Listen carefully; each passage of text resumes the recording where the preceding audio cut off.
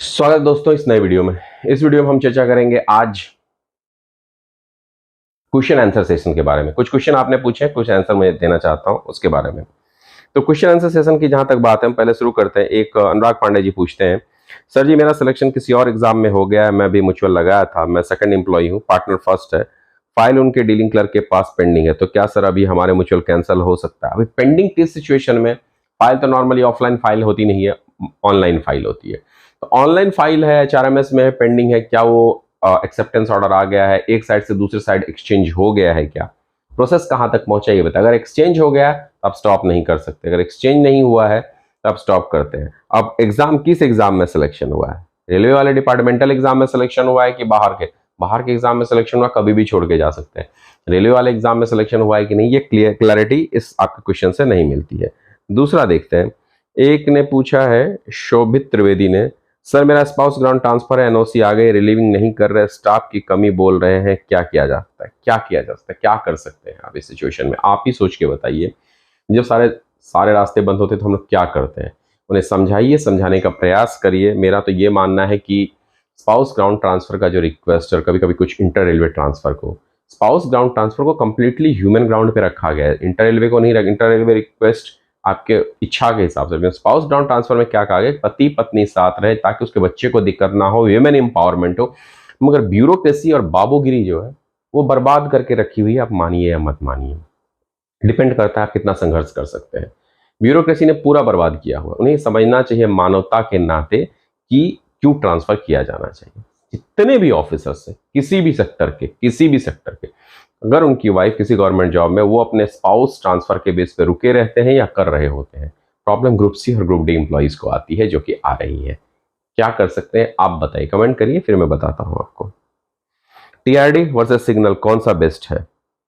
Obviously signal best रहेगा, signal हमेशा बढ़िया रहेगा, सिग्नल की तरफ मूव करिए।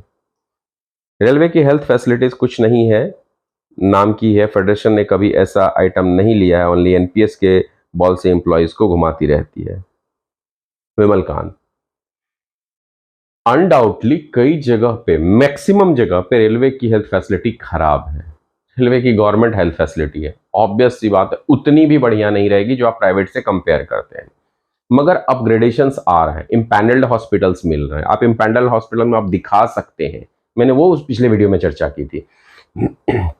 नॉर्मली इंप्लॉइज की भी तो गलती है, सर्टिफिकेट बनाने के लिए नॉर्मली आपने हॉस्पिटल्स को रख लिया और हेल्थ यूनिट को, यहाँ तो वो भी गलती है। ट्रीटमेंट करवाता कहाँ है? ट्रीटमेंट नहीं होता तो आप शिकायत क्यों नहीं दर्ज करते कि ट्रीटमेंट सही से हो नहीं रहा है? तो वो, और दूसरी बात मैंने जो कहा था कि फादर को भी ऐड किया जाना चाहिए अगर अनएम्प्लॉयड हो हेल्थ सर्विसेज के लिए, तो अपग्रेडेशन डिमांड्स के हिसाब से आएंगे। लेकिन अभी जो empanelled hospital, health unit, OPD की टाइमिंग के सिस्टम, टेली कंसल्टेशन, ये सब ऐड किया गया, वो बहुत बड़ा चीज हुआ है। समय दीजिए, अपडेट हो जाएगा, बढ़िया हो जाएगा, ऐसी कोई बात नहीं है। उसके बाद एक ने कहा, प्लीज भाई एक और वीडियो बना दो, हमारी जिंदगी नर्क हो गई है, 12 घंटे की ड्यूटी, 6 डे पर वीक एक कारण। बात तो सही है। एक ने कहा है, भाई प्लीज कुछ कीजिए, 12 घंटे में हालत खराब हो जाती है। पॉइंट्समैन का रेलवे के संचालन में महत्वपूर्ण भूमिका होती है, फिर भी उसे 12 घंटे ड्यूटी करवाई जा रही है, जिससे वो मेंटली और फिजिकली प्रेशर झेलता है, जो कि रेल की सुरक्षा और संरक्षा दोनों के लिए खतरा है। एकदम सही। विमल कुमार पाल ने कहा है ना, मैं इस पक्ष में हूं कि निसंदेह 12 घंटे की ड्यूटी नहीं होनी चाहिए।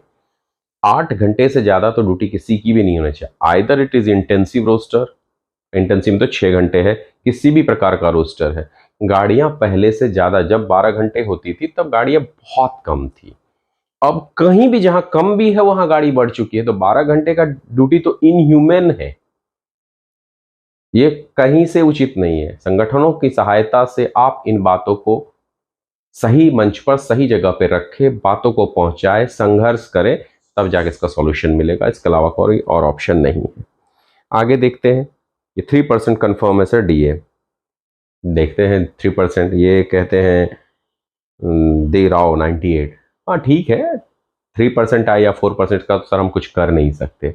एक्सपेक्ट करते हैं कि 4% मिले, तो वो एक्सपेक्टेशन है, मेरी भी उम्मीद वही है कि 3% ही देगा। एक ने लिखा है कि सर जी मेरा लेग नी राउंड मेन राउंड एक एक्स्ट्रा बोन्स है, बाहर से दिखाई नहीं देता नेचुरली, बट गौर से देखें तो मांस दूसरी नीज से थोड़ा फूला हुआ सा है। रनिंग और वर्किंग में कोई दिक्कत नहीं। अरे इससे कोई दिक्कत नहीं होती, वो कई लोगों के साथ प्रॉब्लम होती है।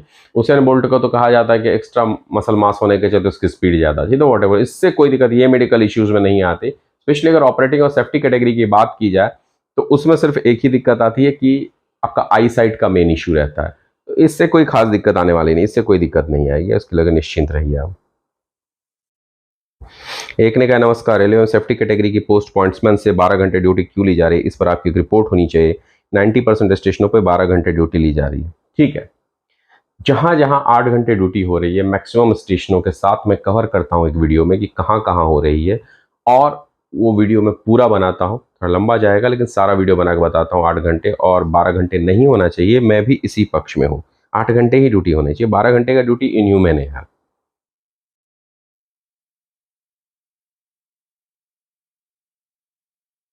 इसमें कि बूढ़े सेवानिवृत्त कर्मचारियों को तुरंत बाहर का रास्ता दिखाकर नियम बनाओ कि कोई सेवानिवृत्त कर्मचारी संगठनों के पद पर नहीं पहुंचेगा। भाई साहब, बात तो सही है। किसी भी संगठन का सेवानिवृत्त कर्मचारी अगर किसी संगठन के सबसे ऊंचे पद पे है तो वो संगठन में कार्यरत कर्मचारियों की पूर्णतः समस्याओं को समझ नहीं सकता।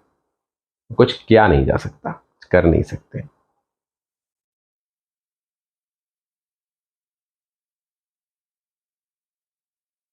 ये था 5-7 क्वेश्चन, और एक दो क्वेश्चन है।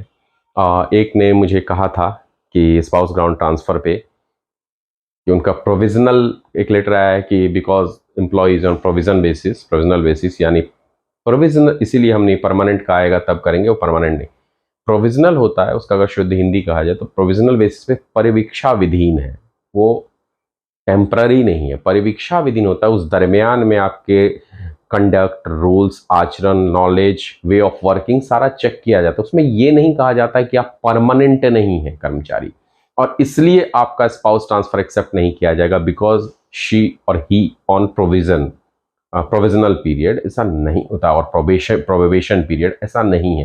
प्रोबेशन पीरियड के बाद परमानेंसी का ऑटो लेटर रहता है, उसमें डेट, अगर उसमें रिटायरमेंट के डेट मेंशन है, चीज़ें मेंशन है, सारी चीज़ तो परमानेंट ही है।